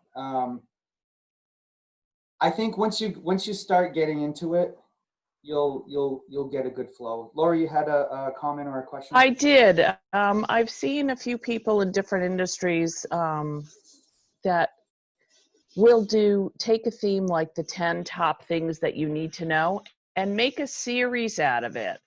Do 15, 20 minutes the same day, every Thursday. Let people know you're going to do this live series. Yep. And for you, Thea, if you were to engage realtors, say, hey, I'm going to be doing this new thing, why don't you check it out? You may actually get the realtors to be able to share it on their page. Mm-hmm. And then that's going to broaden your network of people. And you don't have to make it long and very detailed. Right. Yeah, I like that. You know, production, just be honest and say, today we're going to look at colors for the living room and pillows, Mm-hmm. or we're going to look at rug placement, or, you know, Yep. the feng shui or whatever. But right, then like that would confused set about how you to up set up for your living room. Yeah. right. But you could break it down and get 10 weeks out of those 10 things. Yeah, that's cool. I like that. Thank you. You're welcome. What everyone There's does. someone, oh. Go ahead. I'm sorry. I was just going to say there's somebody on Twitter that I follow that he just rates the rooms in Zoom conferences. So, and he tells why they're good and why they're bad. But I just subscribed because I thought it was fun. That is a lot of fun. That is cool. What everyone doesn't realize is that Thea actually paid me to put this whole thing on so we could talk about her business. Checks in the mail. So let's keep moving, unless anyone has anything else. Paid ads. Everyone knows that you can pay to be online. It's also called pay per click. You've probably heard that term before. PPC also is what it's also called, stands for pay per click. So us as advertisers can pay a fee each time we want an ad shown or clicked, right? So essentially, it's a way of buying our way in front of folks. And, you know, our attention or the attention of our clients is a really, really valuable thing that we can have as business owners. So we can actually just pay to get in front of them. There's a ton of different platforms. You may have heard of the term retargeting. We'll talk about that next. But the major players for paid advertising are obviously Facebook. You probably get a ton of ads. Instagram, Google AdWords. So if you go back to the local SEO, those maps that come up for the local businesses, you can now pay also to be there. It does have a little ad symbol, and then you can pay to be in the search results. It can be anywhere from $1 to $20, $50, $100. People like Zillow are paying $50, $60 a click, just hoping all they want to do is just suck everything up, right? So it's really easy to get in there, but it's hard. It can be hard depending on your industry to get any traction. YouTube is another great one, right? So you can actually say, if someone's looking for interior design, or someone's looking up cabinets and they're looking for a video, how to design a kitchen, for example, you can actually place YouTube ads. And if you're familiar with YouTube, there's an ad at the beginning and sometimes there's in the middle. You can actually pay to be there, and YouTube ads are really inexpensive.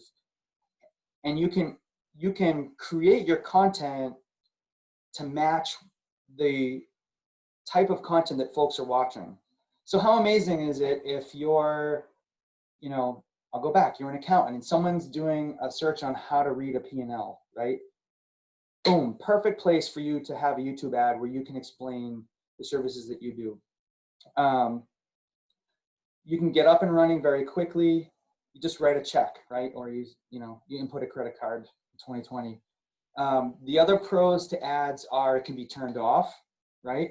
So if you're seasonal and you get a lull in your year, you can turn your ads on, ramp it up, get a bunch of leads, turn it off, right? That's a huge advantage for seasonal businesses. So I go back to, remodeling or some of the more traditional hotels on Cape Cod, anything on Cape Cod. In your slow points, you can use ads to kind of help fill out those lulls, right? If you're I'm looking here, if you're my buddy JP and you're a commercial kitchen specialist, and everyone calls you April to June, right? You're swamped. You don't want to do any marketing in that time because everyone's calling you. You can run ads January to March. Hey, don't wait until no one's available. If you're a heating contractor, you're running ads right now. Winter's coming, right? Summer's coming. Get your AC equipment looked at now before it gets brutal next summer and you forget. Turn them on and off. Best advantage you can have on that. Ads as a whole are generally used by larger companies. And I think folks expect that, people expect that they're going to get a larger company in that ad because obviously someone's paying for it. It's a little bit of a different type of a customer, right? Mold remediation, something disastrous, my water heater's dead. Maybe they've been looking and they can't find anyone else locally. Those are great ways you can be doing ads. And I almost recommend you have a paid ad running all the time, even if you just try and get pennies a click. Just that name recognition as someone's doing their searches. If you're coming up in ads and you're coming up in the maps, and then your Facebook profile comes up or your Instagram profile, that builds a really good case that you're sending those signals that we talked about, that you're open for business, okay? A lot of the ads are by bigger companies, a plumbing company that's got different divisions and they've got 20 plumbers, and it's like 20 plumbers on staff, 24-hour service, get your stuff fixed now. That's really what a lot of the ads are geared towards, but that doesn't mean as a smaller business you can't run them also. So this all sounds great, right? Why doesn't everyone do this? So the cons to the paid ads are they can get more complicated to use to use effectively. You can use pattern matching on phrases, geographies, affinity profiles and demographics of people. It can get really mind-boggling. And you can burn through some cash fast. So showing some humility here, I'll tell you a story. I had a client once. We had a budget. The budget was X per month. I put it as X per day by mistake, right? And which meant I was blowing at a zero. I don't even want to tell you how much money we spent, but after like a week, she was like, "Oh my God, I have too many leads. You got to turn this off." And I was like, "That's weird. We're not spending a ton of money here." And I went and looked and I was like, "Oh my God, I just spent that much money on ads." You got to be really careful. You can burn through some cash fast. The other con of paid ads is they're less effective than organic means. Word of mouth, local SEO, building relationships on social media. There's less of a connection, which means there's less they know about you. There's more learning curve. It's kind of like dredging up a net from the bottom of the ocean. You might get some treasure chests and you might get some spare tires. You're going to give away a lot of time working with people. Just also be prepared for that if you decide to do the paid ads as well. Any questions here? All right. Everyone's quiet all of a sudden. Up, Lois. You're muted. Quick question in that there's something that I'm responding to now, which is a result of some digital advertising that the town of Dennis is doing, and to drive business into the Dennis area, primarily in the hospitality area. And so I'm receiving Facebook posts that's coming in, the stuff's coming in, we respond, we give them the information that they need, that they're requesting, whether it's dining, whether it's accommodations, whether it's whatever. And the responses are coming from the Dennis Chamber. And I'm getting probably about 10 a day, because the advertising was moving. The goal of the advertising was a gas tank away. So you think about that, because, as to people to come and to boost up the shoulder season. In that response process, I'm learning a little bit about, and then also wondering, categorizing those so that when we have other things that go out from this area, to make sure that I include them. And in that situation, what are people expecting back? They're going to get lists, they're going to get information from us, but do they want to continually get information from us? So let me, I apologize. I may be asking the wrong question at the wrong time. Are you, I think what you're saying is, have you been given content to share? What I have been, okay. What has occurred was that the town of Dennis Tourism Committee did a media buy. And they did the media buy for August, September, and October. And people respond to it. And the market is a gas tank away, for lack of a better term. People that can drive here, get them here. Can I stop you for 1 second? Sure. Where are consumers seeing this media? What channel? I think there might be some, I'm not sure exactly where it is. I just know that it's coming in through Facebook, and I'm responding through that. Okay. It could be a network. Yeah, could be anything. Gotcha. Okay, I'm on. And so you can answer this offline if you want to. No, go ahead. So your question is, so can you ask the question? How often do people, in addition to that, it was because I'm collecting their information to use. And I guess my question is, are people, do they want to keep seeing information from us? Okay, that's a great question. I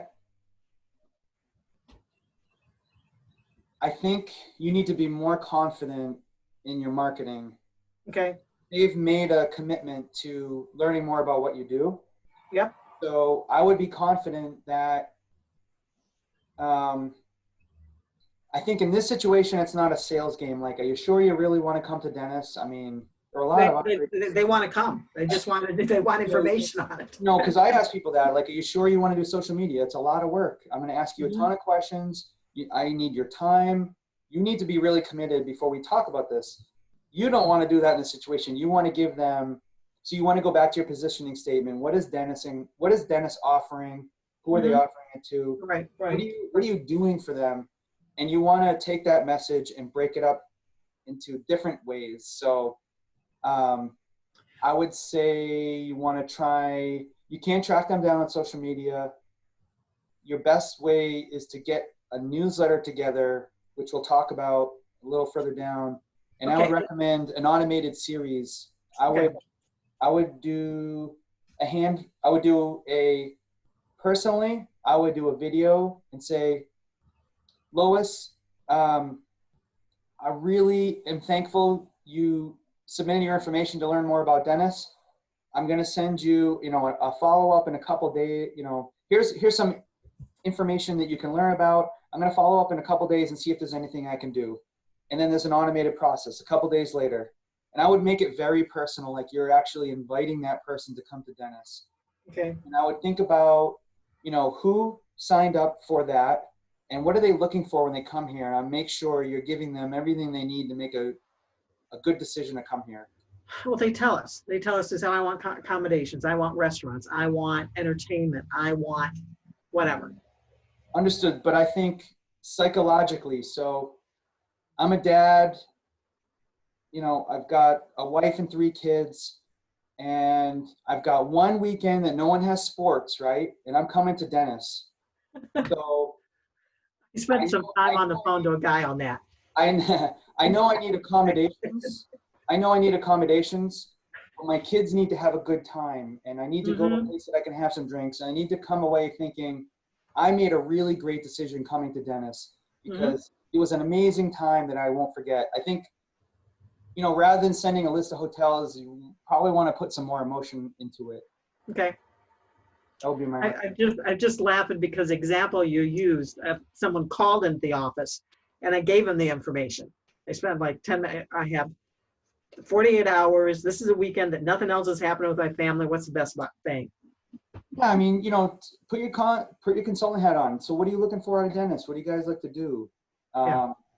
Make connections. Yep. I think you're doing all of those things, and in your normal course, I've seen you operate before, and we've done some projects together. Carry that through. You have to assume that they have hired you to help them come to Dennis. Okay. Does that make sense? Yep. All right, great. So those folks may have been involved with also called retargeting. So this is, a lot of people really hold this very high.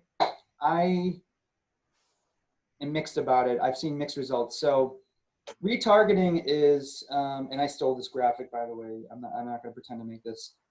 Someone comes to your website and they get a little tracker put on their phone or on their computer. And if they're logged into Google, if they're logged into Facebook or Instagram, they already know a ton about you, right? When I set up my retargeting program, I can say if someone comes and reads my digital magazine, I can put a cookie there. If they come to my seminar registration page but don't check out, I can have them put in another bucket. So let's say the people who come to my site and they don't submit a contact form, or they don't check out, or they don't do something, I can put a little beacon on them, right? And everywhere they go on the internet, and I know this is super scary. If you don't know about this, you're going to be petrified. There is a worldwide network of sites that will serve you ads related to that website. So if someone comes to the dentist chamber but they don't request information, or they go to a cabinet page but don't submit an inquiry, whatever, there's a ton of businesses here. When I go back on Facebook or Instagram, or I'm doing searches, or I'm even browsing the internet, I'm getting served the ads to, hey, they don't say, hey, dude, you didn't check out. What do we do wrong? It's just more positive information. It's all the stuff we've been talking about. It could be thinking to come to Dennis. Here are 4 places you got to check out while you're in town, or remodeling your kitchen, right? Everything's in the handle hardware. Something different to catch your attention, something they haven't been told before, something interesting to get them to come back to your site. Once they come back to your site and they take that action that you want them to, a contact form, checking out of something, they will stop seeing those ads, right? So you can see how how effective this could be to keep someone engaged. What this doesn't account for is, let's say I go to a website. Who haven't I picked on today here? I don't know. Who's here? I don't know. I guess I'll pick on. I'll say we have an architectural designer here. By the way, I went to your website. It was amazing. I was really impressed. Let's just say I go to this architectural design website. I see these projects, and I'm like, this isn't my style. I don't know. I don't know. I'm still thinking, right? And then they go off. Then they start seeing ads for, thinking about a remodeling project, download our complete checklist, or they see this content, or they see pictures of different types of projects or a video they can click on, and you're doing some things. Let's just say they're not sold on that company. You're going to keep paying for them to see ads over and over and over. And there are some ways that you can limit it, but my feeling is if they've come to your site and you made a great impression, you don't need to keep coming after them. But there are a lot of people who will say it, and studies prove, it used to be 8 times. I think it's like 12 or 16 now. Someone needs to see something 12 or 16 times before they remember it. That's what this is. I personally, there's a ton of value here. I personally don't see a ton of value in it.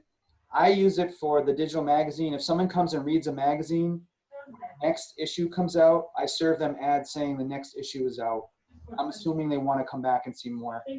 That has been really effective for us. So any questions on this? This is a pretty simple concept, but it can get kind of complicated. Questions? All right, we're moving on. Direct mail. If you've been around a while, you know what direct mail is. It's basically sending a physical piece of something or a gift of some sorts to someone. The most common is letters, brochures, catalogs, and you're kind of just blasting it out there, right? Info USA is a company that I have used pretty extensively throughout my career. So if you're and there are lots of companies that do this, if you're a remodeler and you want to send 50 postcards to the 50 closest houses, you can go to them, take care of it. Hey, we're working in your neighborhood. You can use it for new businesses, right? A new business opens up and you're a bookkeeper. Again, I hate to keep picking a few people, but hey, congratulations on your new business. If I can ever help with any financial needs, here's my information. It's easy. A lot of it's automated. I'll add on to that direct mail and say handwritten cards to past clients or to someone new. So there's a company on Cape Cod that I've been trying to become friendly with, and I won't say their name, but I've recently started sending them cards. Hey, was hoping to connect with you for lunch. That's a way to kind of cut through some of the other noise that we hear. The cons of direct mail.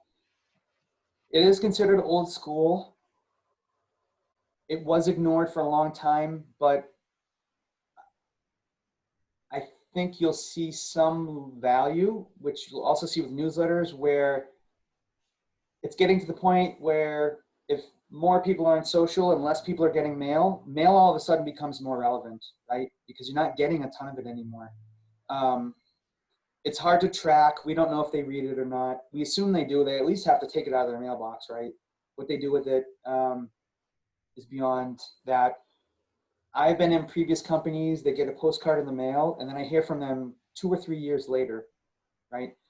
So if you do think about direct mail, this is one of those things you have to be consistent about. Don't send it once and then go away. You need to be consistent. I send direct, so I don't do holiday cards anymore. I don't care. Shame on me for not saying Merry Christmas or whatever. I do Thanksgiving cards. So I send thank you cards. Thank you for being part of my life or part of my client, you know, thank you for being a client or whatever. Sometimes I'll send chocolates or whatever. I think that's really effective. I think probably once a quarter is great for your centers of influence. Something you think about in your bag of marketing tricks here. Any questions? We're getting to the end of our stint here. So I only have 2 slides off. This is great. Newsletters. So this is another thing, right? Mail, at one point, mail was like, I get so many emails, I don't read them, right? But I'm noticing, rather than thinking about a huge audience, think about a smaller audience. You know, we're averaging 18 to 20%, I'm sorry, 15 to 20% open rates, 10 to 15% click-through rates, meaning someone has opened my email and then clicked out. In our company, we have now, we're going to be pushing 6,000 or 7,000 folks on our list. If literally 15% of those people open it, I am a very happy person, right? Now, not all of us can get to that number. That's a lot of years of a lot of work. But if you have 100 people and 10 people open it and it took you an hour, that's 10 people that have learned something about you. So if you don't know what newsletter marketing is, I'm sure you have. It's about giving good content. It's about giving thought-provoking ideas. There are some sales pitches. If you're a retailer or you're selling a product, it's a great way to do a flash sale, fall savings, some type of way to entice somebody to get a little bit more comfortable with the thought of buying your product. Black Friday is obviously a huge opportunity to be sending out newsletters. They are geared towards shopping as well as services, but I think any business, I would recommend any business should send a newsletter to clients they've done business with, right? And to Lois's point, if they don't want to keep hearing from you, they can unsubscribe, right? That's our job. Our job is to send the signal out that we want their business. We can't assume that they don't want to do business with us, because then you've just closed that door. Let them make that decision. So the pros of e-newsletters, you know, easy to keep in touch with existing clients, hands down, number one thing we should all be doing. It's easy to track, it's easy to see progress, right? It's somewhat easy to add to your website or on your social media. So we do Instagram stories. I say we, Emily does it, who's on the call. You know, sign up for our newsletter, link in bio type stuff. So we're putting those signals out there that we want to engage people and give out more content. It's not incredibly difficult to do. It's harder to create the content and know what to say than to use these vehicles to get that information out. So the cons obviously are, I find people get discouraged that their list isn't growing, right? It's a lot of work, and don't expect people want to hear your message. They might like you, but they might not want to hear or open the message. It's okay. If they see the email in your inbox and they read your name and they delete it, I don't care. You have still made a signal. They have still made it top. You have still made it top of mind. Don't worry about it. Don't beat yourself up. You're doing your job. Another con to newsletters is you have to be really compelling, right? And I spent a lot of time on this year. Why would someone want to join my list? So it's not just, so I know it's like, keep up to date with what we're doing, but okay, that's great. But you know, what can someone get out of the newsletter? For our business, we took some really relevant content that was just in the magazine and we moved it to the newsletter. So said, if you want this content, it's only available in the newsletter now. And the headline was something like, join 4,700 other local professionals who receive our newsletter to help boost their business, right? Little salesy, but you know what? I felt like I had to make a compelling reason why they would want to keep getting this thing. And that's the secret, right? Why would someone want to keep getting it? And if you have a business where it's a point in time, your project is done, got to find ways to keep those people engaged and keep reading. That can be tough to do, and I'm not going to drill on that too much. But any questions on newsletters before we move on? We're getting at the end of our time here. So I get a lot of questions about this, text message marketing or SMS marketing. So I haven't done a ton with SMS marketing. The simple fact that I'm not on board with it yet. I'm not in 100% agreement. It just doesn't fit for my own business, it doesn't fit my personality, but it's really relevant and you need to know about it. So here's the pitch, right? Mobile usage is an all-time high. Smartphones are really our hub for a lot of experiences. There's no doubt about that. There are platforms now where you can harvest mobile numbers and through their interface have more one-to-one communication with those customers. They can ask you questions, you can send things out. It's not just blasting people with saving 20% off, and agree that is a great way for people to do it. For a lot of great ways a business can use the technology. There is a real one-to-one aspect of this. And imagine how personal getting a text message on your phone is versus an email. It can look authentic, it looks personal. Again, I don't want this to be contrived or manipulative, but it's out there, people are using it. So, what are the biggest ways people are using it? Coupons and discount codes, huge. Limited time discounts, flash sales, Black Friday type stuff. Monthly specials, VIP clubs. Hey, so-and-so, I'm starting, this new service. I'm inviting certain clients. If you're interested, would you let me know? It's a great way to show up in people's lives, right? Events. Someone argued maybe I should have texted you to remind you that the event was today, right? That's something that I could have actually used. Doing polls. Hey, Pam, I have a quick poll about, what do people think about, video on social media? Would you give me 2 minutes and respond? More personal, more likely to get a response.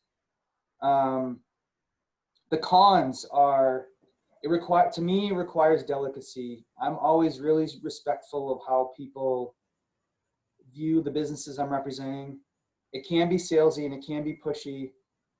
You don't want to be sending things like, hey, do you have 10 minutes so I can show you this new, do you have 10 minutes so I can show you our new program? To me, it just doesn't agree with me. There are salespeople who do it and they're great at it and they get results. It's just not for me. Maybe you're different. Maybe you can use it. I hope you find something in here that may be relevant to you. The last thing I'll say is it's a great way to follow up with clients who were engaging with you, but then kind of disappeared. Joe's in my view now. Hey, Joe, last month I came and looked at your kitchen, or hey, I went down to the showroom and we did we looked at cabinets, or hey, you were telling me XYZ about your business and I didn't hear back. Is everything okay? Or hey, if you tried to reach out to me, I didn't get it. You still want help with this? The difference between doing it from your phone and from the system is, from a system, it's trackable, right? So if you've got a book of leads or prospects, you can actually see who's opening the message, who's replying, who's engaging, and you can make your strategy of using the text messaging more effective. Hey, Dale. Yes. So I just want to say something on that. I have one of my business partners uses it. It's heavily used in retail of consumable items that need to be repurchased over and over again. Right. He sells recreational products. I'll use that as, and he also is developing like a alcohol delivery to home type of website. So in those worlds, it's a very high return on investment because there's a very small percentage of people that actually opt out of it because they're hoping for their next sale to be discounted. So if you have a client that you want to continuously keep buying that product from, it's a very effective way right now to continuously keep that client engaged and buy. Back to a little further back in your presentation about top of mind. Mm-hmm. So people forget really quickly that they bought something down the street. And restaurants are a prime example. They have a hard time brainwashing you to come to their new restaurant. It actually takes up to 3 years for a client to continuously use a restaurant. Unfortunately, restaurants don't, the average 90% don't even make it to the 3rd year, but it's a, retail consumable items. It's like, if you're selling something like that, like you want to get in on this and you want to get a CRM system that actually does it for you. It's automatic. They can opt out of it, and it generates a lot of business. But that's just my take on it because I did a lot of research on it. Yeah, I think, like anything, it has to fit your personality, it has to fit your business, and you have to find a way to use it that supports your mission, right? So restaurants are a great example, and a really big distinction for text message marketing. I appreciate you saying that, Joe. Made me think of something else. So I've got kids, right? I've got the Domino's app. I know, shame on me. I don't always buy my pizza from, my local place, but every once in a while, my kids are like, can we just get Domino's? Domino's can afford an app, right? And that app sends me deals. And every once in a while, they know when to do it. 4 o'clock, right? Hey, there's a 2-for-1 tonight. And the kids are like, oh, is that Domino's? They hear the app and they're like, I'm like, okay. A lot of us can't afford apps, right? We can't afford an app starts at $10,000. Text messaging is the next best thing to having a mobile app give you a reminder. So restaurants are a great example, if they're trying to rally people to get out outside, or, I'm looking at a lot of businesses here, more deals, more timely, really things of information of expiration. So with that said, we're done. And that's the end of today. I appreciate you joining. I would like to, if you have any questions, I'd like to save any questions for now. We can take them offline, but I want to open up all of the, I want to open up the Zooms, unmute everyone, and then just go right down the line.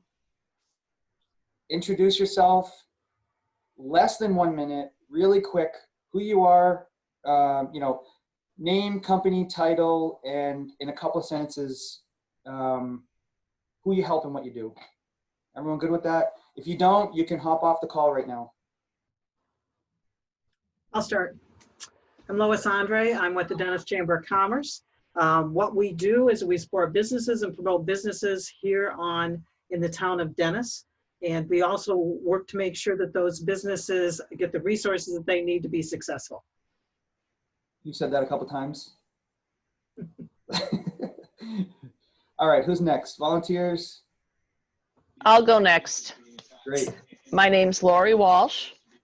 I live here on the Cape, obviously. I have my company name is Lori Ann Walsh Company. I represent 2 wonderful long-term quality products, Avon and Party Light, and I use those products in direct sales and to help organizations do fundraising. Right now I'm also the Avon liaison to the American Cancer Society for Strides Against Breast Cancer. So I use my Avon platform to help me with that as well. Oh, great for you. What's next? Yeah, do you even need to say? I'll go. Me, I know, I was like, I already took enough time. All right, Joe. She is up. She's all done. My name is Joe Cupsis. I actually count the blueberries in the Wolfie's muffins to make sure that he doesn't consume every blueberry in the Cape with his quality products. Too late. No, Joe Cupsis. Dale is actually a lifelong friend of mine. We've owned businesses together.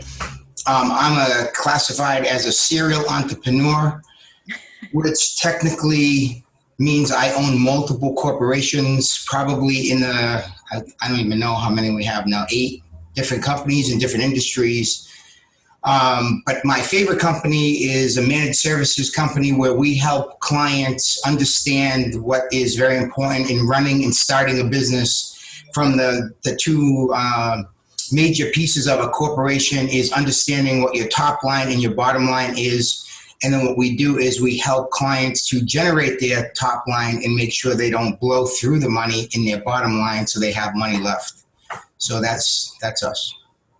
So about half of the world is your client, potential client. More than half, and if you're in that 80% of the client companies that go out of business, you should have called us about 6 months ago. How do you follow that? Who wants to go next? Krista, you go. I was going to say, I feel like I should probably follow him. My name's Krista. I'm the Director of Marketing for multiple Shrewsbury-based businesses, and I am also the Executive Assistant to the CEO of those businesses, aka Joe. So. And what do your companies do? We're a wide variety, from remodeling to kitchen design. I also work for a nonprofit. We train service dogs for veterans in need. I also worked for a managed services company that Joe was describing. I do their marketing as well. So Joe asked me this question. How would you introduce yourself? Oh my gosh. I would start off as Joe's executive assistant, and I do the marketing for his businesses as well. So. All right. Great. I'll go next. I'm Pam Snell with ActSmart IT in Pembroke. And we're a managed service company, but a little different. We manage your IT. So that's what we do. And I consider myself an experienced marketer, and I've still got a full page of notes of things to remind me to do and things that I learned today. Thanks. Thank you. I mean, we're in the same boat. I mean, I half of this material I don't do myself. It's true. It takes a huge amount of discipline, and if you did all these things, you may not have time for, helping clients. So you have to hire people, or you have to pick what's most important.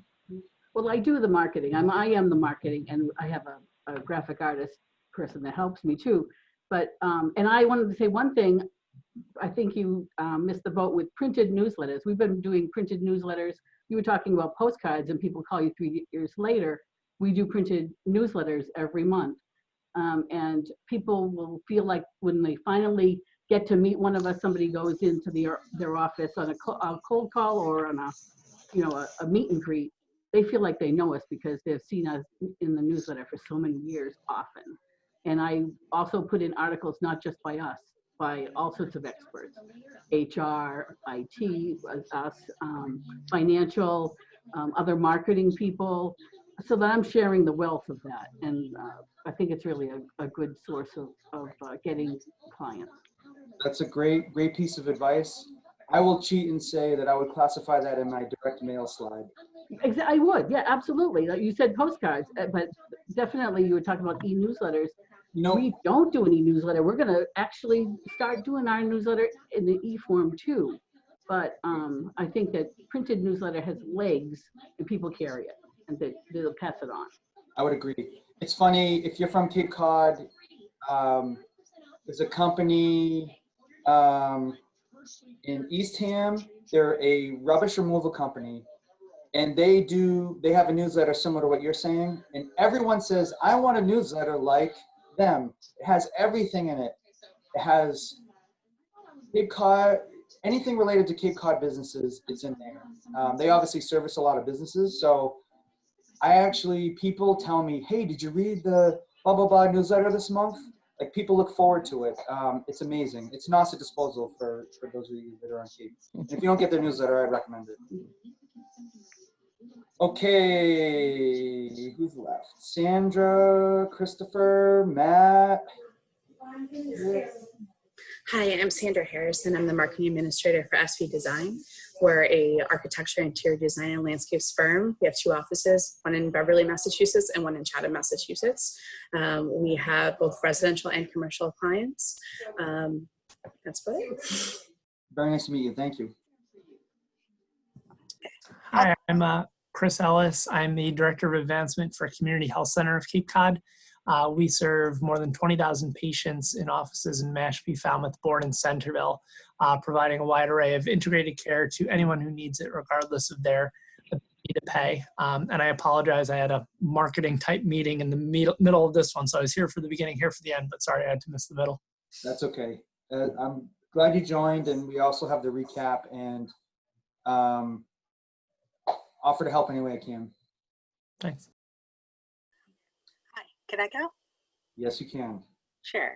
So, hi, I'm Kit Irwin, the Vision Scribe. In my creativity workshops, people doodle, write, and collage to help them solve problems, develop their intuition, and have fun. Perfect. Nice to meet you. Nice to meet you. And last, so who do we have here? We got a couple folks left. Maddie, I'm looking right at you, guy. This is the one guy who doesn't need to be here, right? Go ahead, Maddie. Your words of wisdom. My name is Matthew Strait, broker and owner of Strait Real Estate Solutions in Lunenburg, Mass. And I help buyers and sellers with their real estate needs, which include single families, multifamilies, commercial rentals. We cover just about everything relating to real estate. So I have about 8 agents, and that's what I do for a living. And we're trying to get Maddie to open a Cape Cod office. Yeah, that would be nice. Right smack dab in the middle of Wolfie's. And Shrewsbury too. Yeah, Shrewsbury. I have a big list of things I need to do. Great.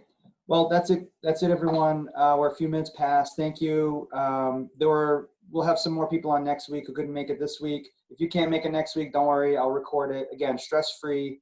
And feel free to follow up with any other questions. Thanks, Dale. Thanks, Dale. It was awesome. Great job, buddy. Good, very Thank good. you. Thanks, Dale. It was great. meet you Nice all. meeting you Thank all. you. Nice meeting you.